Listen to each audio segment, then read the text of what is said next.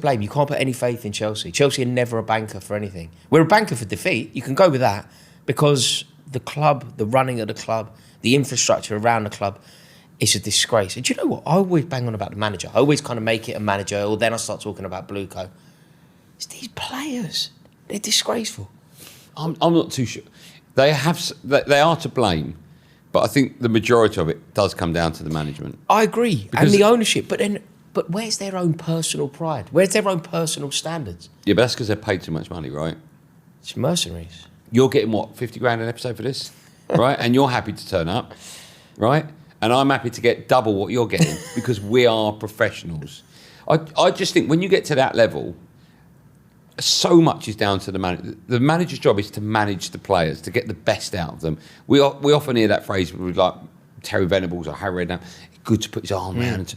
And I think that's so important. A good manager will get the best out of a player. You are right, a player should step up and shouldn't have someone to tell them how great they are and perform to their best ability.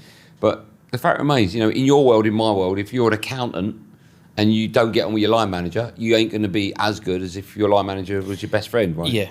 Do you know what I mean? That's all true, but then there is just an ability question as well. Like, I don't know, say pick a player, Tosin Adarabioyo. Tosin Adarabioyo is not good enough to play Premier League football, let alone for Chelsea. Probably. Okay. Yeah. Like Jimmy Dunn at Queen's Park Rangers, if Tosin Adarabioyo and Jimmy Dunn are in the same dressing room, I think Jimmy Dunn gets selected over Tosin Adarabioyo. Like, he's just not a good enough footballer. No, but you look at Joe Linton, right, when he was at Newcastle, Eddie Howe turned him into the player he was never, right? I mean, totally different. That's because the manager's seen his best attributes, he's turned him into a good player, put him in a different position, and he was flying for a bit, right? Yeah. Yeah, so you do have to have a certain amount of ability. A manager can redefine a player, and I appreciate that a very good manager could put a tweak in.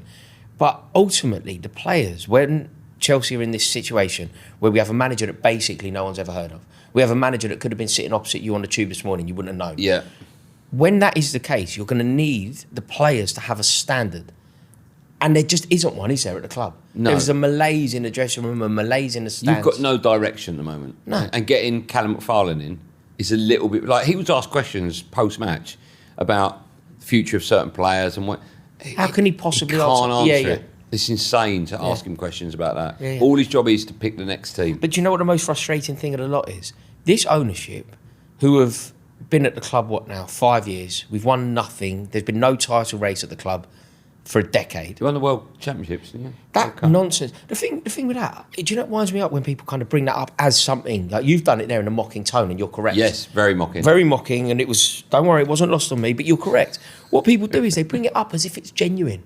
God, that first half against Paris Saint-Germain, weren't Chelsea amazing? It's like, wait, Al Hilal beat Man City in that competition. If Al Hilal played Man City in the Champions League, City beat them 10-0. Yeah. Like, it doesn't matter, that competition. But you see, part of the problem is you've got banners up at Stamford Bridge, haven't you? World champions. Yeah, we've got it on a shirt. We've applied to have it on the shirt next year. It's embarrassing. It's all smoke and mirrors. Yeah, it's embarrassing. It's an embarrassing situation. Yeah, you could finish outside the top 10. Yeah, I don't think it's surprising. I don't really see where another win comes from. Like, we've got Liverpool this weekend. Where's that at? Anfield. We've got a bad record there at the best of times. Yeah. It's not looking good. What are your last 3 games? We've got Liverpool to play. We've got Tottenham. Okay. Which is obvious. Oh, yeah, of course you have. Yeah. Well, You'll beat Spurs. The problem. No. Do you think that? Spurs. Do you honestly think that? Yeah. The form that Tottenham are in, the pride that they're playing with, De Zerbi versus McFarlane is a mismatch. I don't see where we're getting any points from for the rest of the season. Let's move on to Spurs then. Do you honestly think Tottenham will beat you? You think Tottenham will stay up, right? You must do if you think they're going to beat you. Yeah, I've got a feeling they might. I've got a feeling they might do it now. But you always beat them. We do. They've won once at Stamford Bridge in 37 years. And that shows you the state that we're in. That shows you the way I'm feeling about the club. Do you not feel, though, you were talking about the Chelsea players, right? Do you not feel that even they would take to the pitch for that game thinking, this is Chelsea Spurs, there's no way we're going to lose this game? The only reason why those things matter, like the rivalry would matter, is because somebody in the dressing room needs to alert the players to the rivalry, alert the players to the antipathy between the fans and the history. Who's going to do that? Who's going to make sure that the players know what this game means? Garnacho.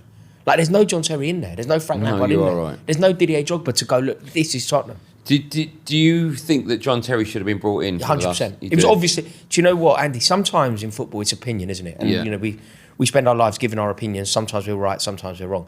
Other times, like this, it's just fact. Like, in the exact situation that Chelsea were in, we were on to our 4th manager of the same season. Liam Rossini was a complete and utter disaster.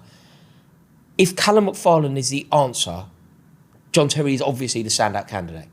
In that exact moment, somebody that to come in, win you a cup, set the standards, drive the club back into a position where they should be. Like, I feel like with John Terry at the helm, maybe with Jody Morris alongside. Yeah. You know, Morris was there when Lampard was there. He's got some experience. Terry's been at the club effectively all his life. Maybe you win the cup. Callum McFarlane's not going to win a cup, is he? Like, barring a miracle. I mean, I agree with you, but people would, watching this will say Roberto Di Matteo won you the Champions League, right? Because of Czech, Terry, I Lampard, know, you had Drogba. that spine, yeah. But look, I think if Terry was in the dressing room, which he should be, we beat Tottenham. I just don't see how anyone I don't see how anyone in the club actually understands.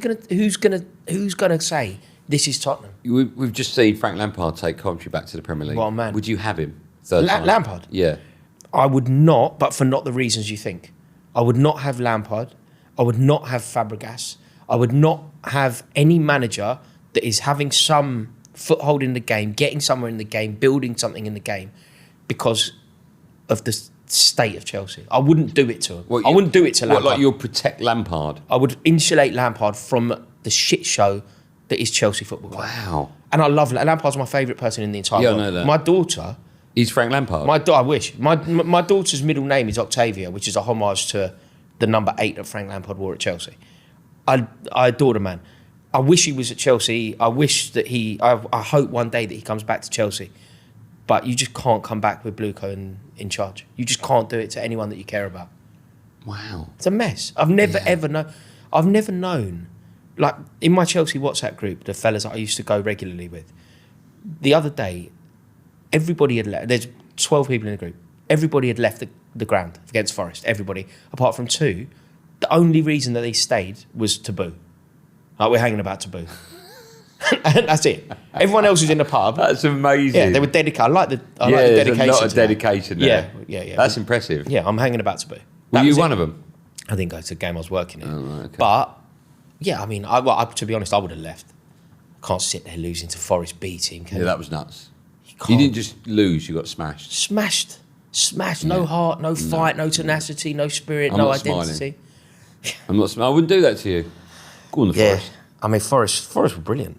But it's a difference between a very good manager and somebody who is probably a very good manager of an under-15 team.